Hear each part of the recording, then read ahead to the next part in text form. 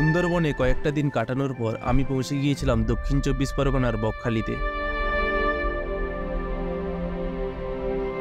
ইচ্ছা ছিল স্থানীয় মানুষদের জীবনশৈলী ও এখানকার পর্যটন কেন্দ্রগুলিকে ফ্রেমবন্দি করার। এই ভিডিওতে থাকছে আমার চোখে দেখা হেনরি আইল্যান্ডের কিছু অপূর্ব চিত্রকথা, যাত্রাপথের নিদর্শন আর এখানকার জনজীবনের ছন্দধারা।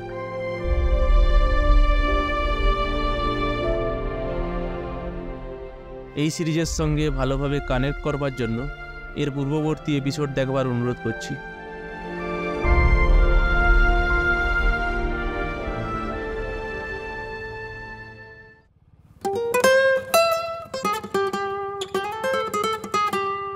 সকাল সকাল রওনা দিলাম কাকদ্বীপের উদ্দেশ্যে।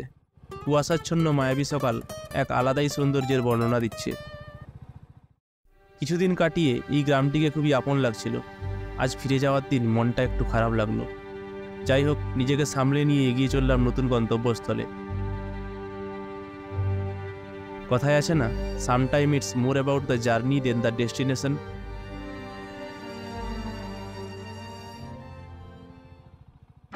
আমার প্ল্যান হলো কাকদ্বীপে পিসির বাড়িতে গিয়ে কিছুক্ষণ বিশ্রাম নিয়ে বেরিয়ে পড়বো হেনরি আইল্যান্ডের পথে।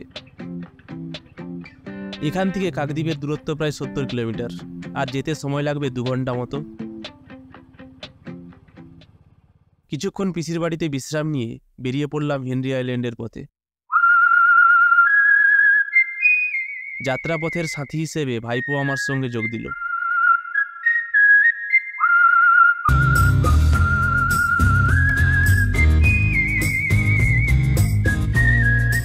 সকালবেলা কিছু না খেয়ে বেরিয়েছিলাম, তাই রাস্তার সামনে এক ধাবাতে ব্রেকফাস্ট করতে দাঁড়ালাম।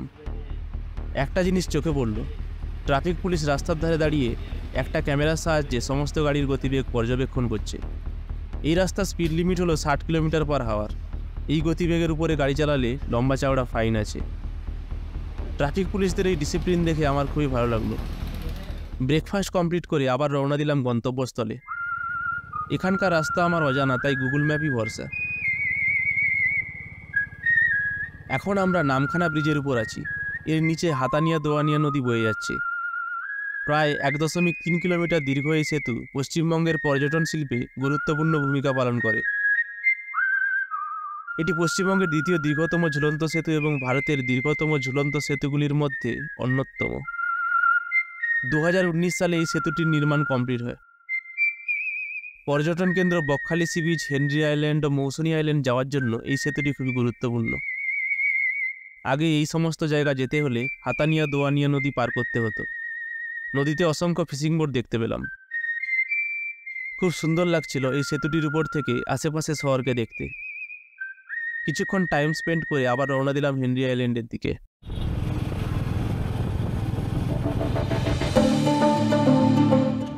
অবশেষে কিছুটা সময় পর আমরা পৌঁছে গেলাম হেনরি আইল্যান্ডে। এটা হেনরি আইল্যান্ডে যাওয়ার এন্ট্রি গেট।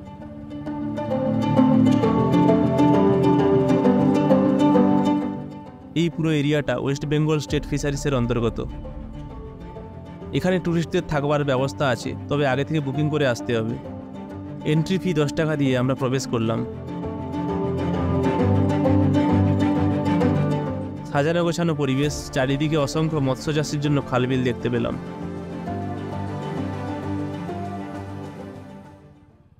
সামনে একটা ওয়াচ টাওয়ার দেখে আমরা দাঁড়িয়ে গেলাম। এখন ট্যুরিস্টের সংখ্যা কম, তাই জায়গাটা খুবই ফাঁকা আর নিস্তব্ধ।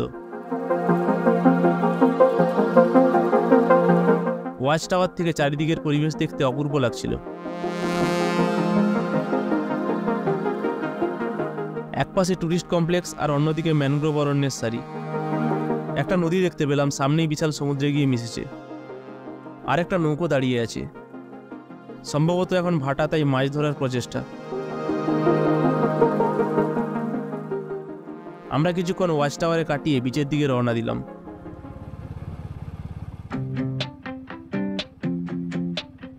বিচে ঢুকবার আগে গাড়ি পার্কিংয়ের একটা জায়গা দেখতে পেলাম। বাইক পার্ক করে সামনে কিছুটা পথ হেঁটে যেতে হবে। সরু একটা পাকার রাস্তা এগিয়ে যাচ্ছে সমুদ্র সৈকতের দিকে, আর রাস্তার চারপাশে ম্যানগ্রোভ গাছের ঘন জঙ্গল। ম্যানগ্রোভ গাছের সারি জায়গাটার সৌন্দর্য বাড়িয়ে দিচ্ছিল। সামনে একটা বাঁশের সাঁকো আর সতর্কীকরণ বিজ্ঞপ্তি দেখতে পেলাম। এই বিচে চোরাবালি ও চোরাস্রোত আছে, তাই সমুদ্রে নামা বারণ। কিছুটা দূরে যাত্রাপথের সম্মুখে একটা বৃত্তাকার প্রবেশদ্বার দেখতে পেলাম। এখন অফ সিজন, তাই নির্জনতা জায়গাটির সৌন্দর্য বাড়িয়ে দিচ্ছিল। চারদিকে সাদা বালিয়াড়ি আর ম্যানগ্রোভ গাছের সারি এই সি বিচের মুখ্য বৈশিষ্ট্য। আমরা এই বালিয়াড়ির উপর দিয়ে হেঁটে বেড়াচ্ছিলাম। হালকা মেঘ থাকার কারণে রোদের প্রকোপ ততটা নেই, আর সমুদ্রের ঠান্ডা হাওয়া এখানে পৌঁছানোর ক্লান্তিকে মুছে দিচ্ছে। আচ্ছা, এই জায়গাটার নাম হেনরি আইল্যান্ড কেন? কোনো বিদেশি লোকের নামের সঙ্গে এই জায়গার কি সম্পর্ক? অনেক সময় আগে যখন আমাদের ভারতবর্ষ পরাধীন ছিল, তখন একজন ব্রিটিশ সার্ভেয়ার এই জায়গাটি খুঁজে বার করে, তাই তার নাম থেকে এই জায়গাটির নাম হেনরি আইল্যান্ড। যদিও সেই ব্রিটিশ লোকটি তেমন কোনো তথ্য নেই ইতিহাসের পাতায়।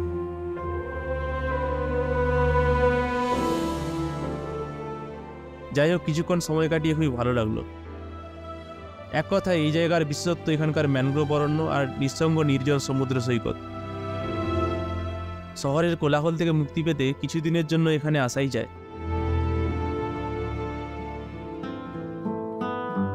আমার হেনরি আইল্যান্ডের ভ্রমণ এখানেই শেষ। এর পরবর্তী পর্বে থাকছে Bakkhali sea beach, Mousuni island আর ভাগবতপুর ক্রোকোডাইল প্রজেক্টের ভ্রমণ কথা। ভিডিওটি ভালো লাগলে লাইক ও চ্যানেলটিকে সাবস্ক্রাইব করতে ভুলবেন না। খুব শীঘ্রই দেখা হবে আবার এক নতুন ভিডিও নিয়ে। ধন্যবাদ।